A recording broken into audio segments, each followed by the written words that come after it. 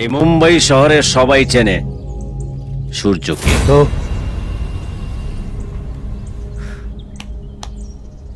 আপনার গলায় যে কাঁটা বিঁধে আছে আসিফ তাবা, তাকে জেলের ভেতরেই কবরস্থানে পুঁতে রেখে দিতে পারে।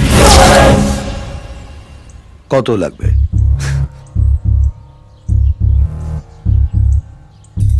আপনার বন্ধুত্ব লাগবে।